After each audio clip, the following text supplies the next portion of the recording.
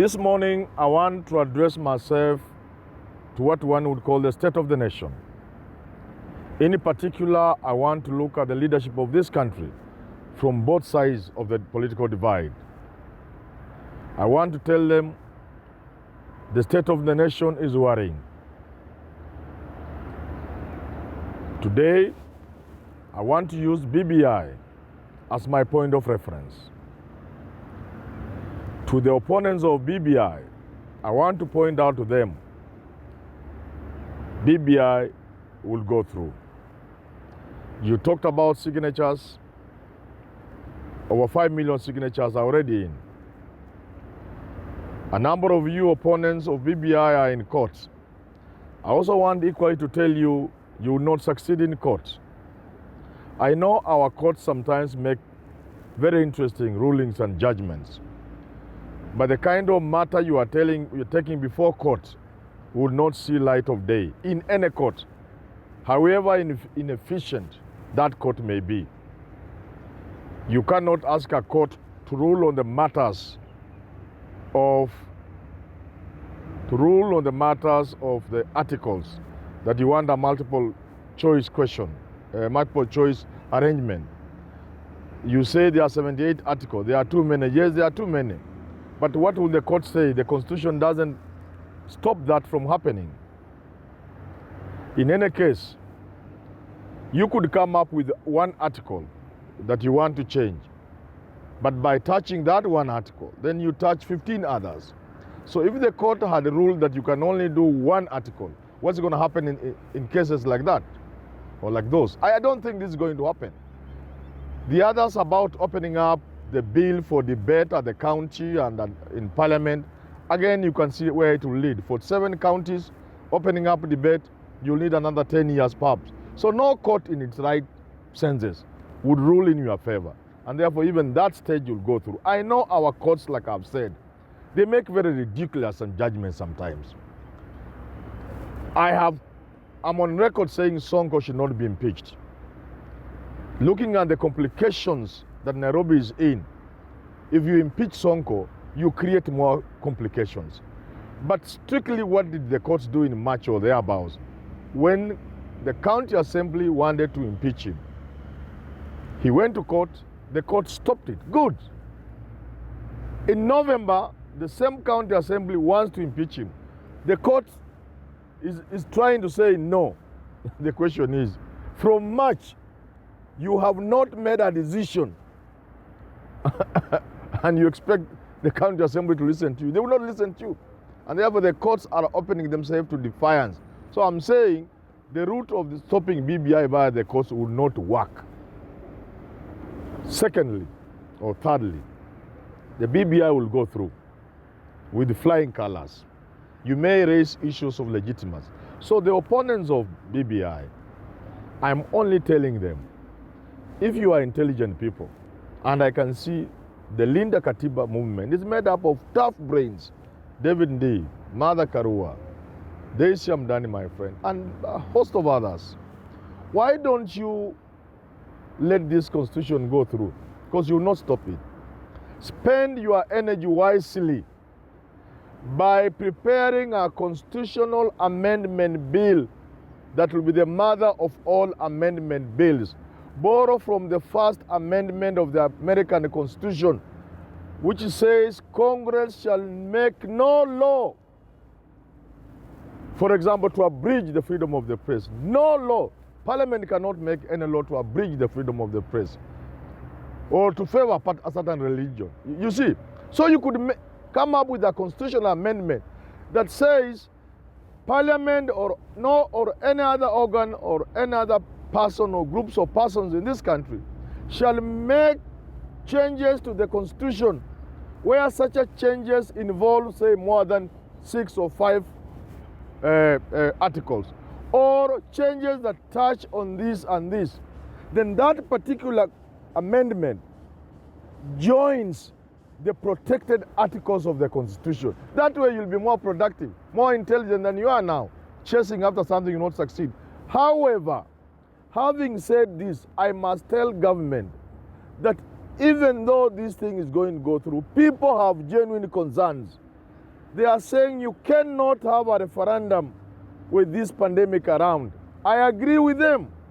This pandemic has become an animal. It is consuming us day and night. But again, I must point out to the opponents who are blaming government.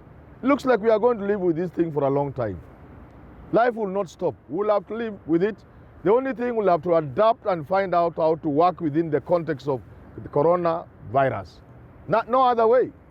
Other people are doing things. America has had its election. Tanzania has had its election.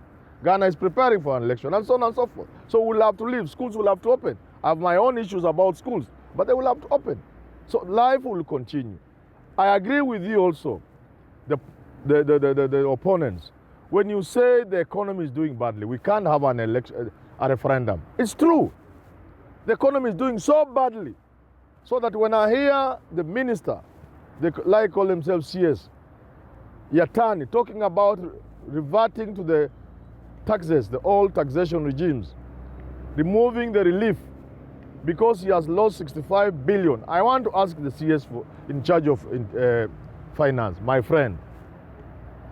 You are crying about 65 billion that you have extended to ordinary Kenyans by way of VAT and a few of those other reliefs, when your government is allowing robbery, theft of 10 times of that amount. Why don't you stop the theft? I read somewhere someone asking, why not stop theft? Even for now, just a while.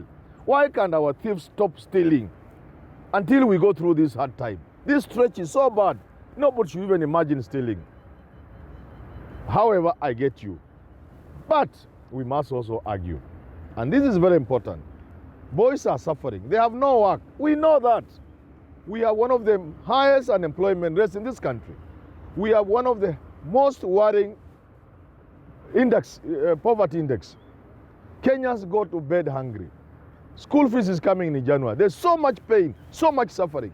In fact, this country will be in for a revolution unless we are careful. But I want to point out to those people, you need to fix the politics in order to fix the economy. If you don't fix the politics, you will not fix the economy. So you cannot say BBI cannot go on because the economy is doing badly. The economy is doing badly precisely because our politics is doing badly. I agree with Kwame Nkrumah. Seek ye first the political kingdom and everything else will follow. Moi was right. Siasa mbaya, maisha mbaya. Siasa mzuri, maisha mzuri. So unless you fix the political ecosystem, unless you fix the political environment in this country, anything you are talking about, boys getting jobs, money being around, the economy, nothing will work. So we must fix the economy. If it will take BBI, let's support it. I'm not saying you must, but if it will take BBI, so you cannot use the question of the economy. But finally to government, please government, I understand all those things, but I'm telling you government, what I will not understand is why you allow people to steal money in these bad times. I can't understand that. Don't ask me to give you the thieves. You have big eyes. Government has big eyes. Government has long arms. You should get those people. Why don't you prosecute some of these thieves? Open and close cases. Nobody will understand that. We understand all the other things. But why you allow people to steal, especially in a time like this? And why we are not seeing one person prosecuted? Why we are seeing the rich people when they go, they are not thrown to industrial area. If I appeared in court today, and my case will come later, I will be thrown in industrial area remand prison, not a police station. Those are the things you are saying you must do. And now to William Samoei Ruto and your team, I have this to say, and using BBI. The manner in which you are attacking BBI is more of incitement than anything else. I want to ask William Ruto, when on an interview on TV recently, you say you want to advise your president because this thing is going to break the country. This thing is dividing the country. I am asking myself, do you advise your president on media, in public, in rallies? The president, you advise him in rallies and side-bite things. That is defiance. That's being dishonest. That is saying, if things are that bad, you have to advise your president in public. It means your president is doing so badly that he doesn't know what he's doing. For things to be as bad as you are painting them, then it means the president is actually useless. That's what you are saying. And that you are defiant about it. I don't think a deputy president will go on national television, will go in a public rally and purport to advise his president against what he's saying has the potential to destroy this country. Either you'll do that in confidence, in a meeting with the president, and I'm sure you have many like you have said, or in the event that doesn't happen, you leave government, you resign. You cannot purport to advise the president on matters of BBI or anything else, suggesting that the country could collapse if the president doesn't move in a certain direction. And you are doing it on national television. You are doing it in a public rally. That is being dishonest, being defiant. The only thing you can do if you cannot meet the president in private is to resign. And now talk as a citizen like Manyora, the way I'm talking. I can talk about the president.